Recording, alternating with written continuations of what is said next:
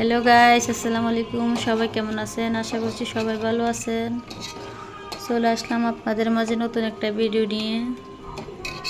তো আজকে আমাদের বাসায় মেহমান আসছে, তার জন্য মেহমানের জন্য আমরা কি কি রান্না করলাম তা আপনাদের সাথে শেয়ার করতেছি। তো সবাই দেখতে থাকো। ভিডিওটা ভালো লাগলে অবশ্যই লাইক কমেন্ট শেয়ার করে দেবে এবং সুন্দর একটা কমেন্ট করে যাবে। তো এটা হচ্ছে চীনা হাঁস। তো আমি হাঁসটাকে এখন কুটে কাটে পরিষ্কার করে নেব। এই যে হাঁসটা কুটে শেষ, এখন কেটে নেব চিংড়ি মাছ। তো এখানে 1 কেজি চিংড়ি মাছ আছে, গলদা চিংড়ি, সাইজ একটু ছোটো। এখানে আছে পাঙ্গাস মাছ, 5 কেজি ওজনের একটা পাঙ্গাস মাছের টুকরো। তো এটা হচ্ছে ইলিশ মাছ, ইলিশ মাছটাকেও কেটে নিলাম।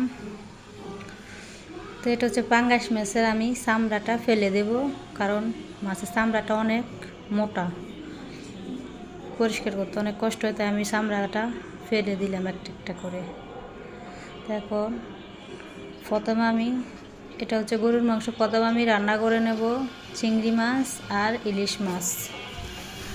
তো সবাই দেখতে থাকো।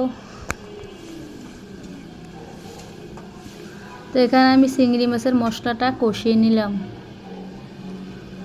তো এখন দিয়ে দিব পরিষ্কার করে রাখা চিংড়ি মাছগুলো, দিয়ে দিলাম। এখন নেড়ে চেড়ে পানি ছাড়া অনেকক্ষণ কষিয়ে নেব। চিংড়ি মাছ থেকে অনেকগুলো পানি বের হবে।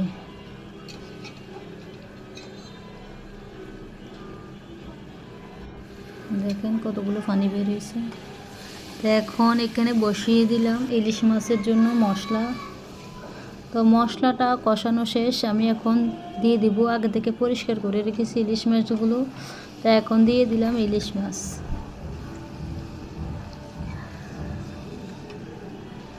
মাছটাকেও নেড়ে চেড়ে অল্প করে পানি দিয়ে কিছুক্ষণ কষিয়ে নিব।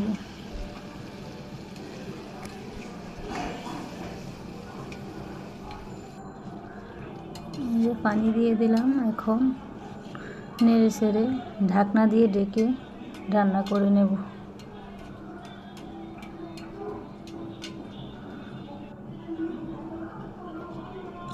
তো এদিকে দেখেন চিংড়ি মাছ থেকে যে পানিগুলো বেরিয়েছিল ওগুলো প্রায় শুকিয়ে গেছে।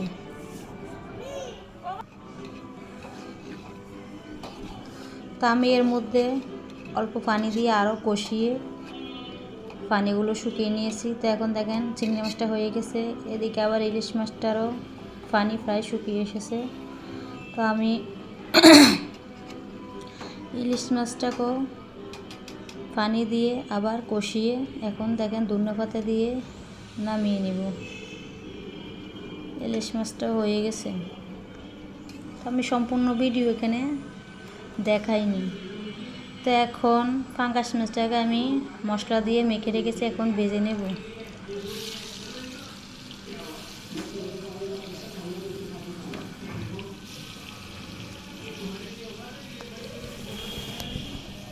দেখেন পাঙ্গাস মাছটা কিন্তু ভেজে নিয়েছি, এখন ভুনা করব।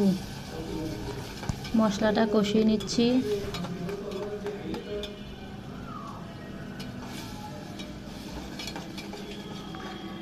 তো মশলাটা কষানো শেষ, এখন আমি একটা একটা করে পাঙ্গাস মাছ মশলার মধ্যে দিয়ে দেব।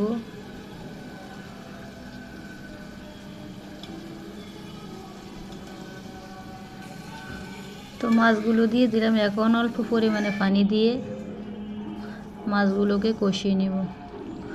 তো আমার মাছগুলো রান্না করা শেষ, এখন ধনেপাতা দিয়ে দিলাম, এখন নামিয়ে নিব। তো আমি এখানে সম্পূর্ণ ভিডিও দেখাইনি। তো এখন রান্না করব গরুর মাংস। তো মশলাটা কষানো শেষ, এখন দিয়ে দিলাম গরুর মাংস।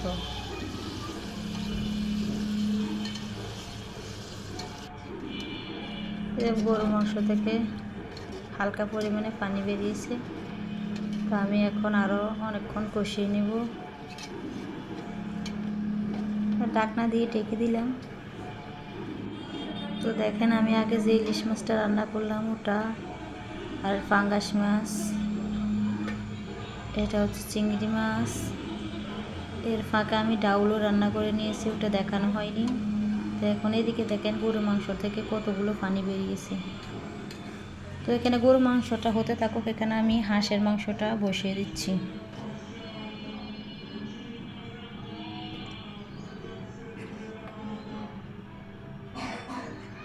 সম্পূর্ণ গুঁড়ো মশলাগুলো দিয়ে দিচ্ছি।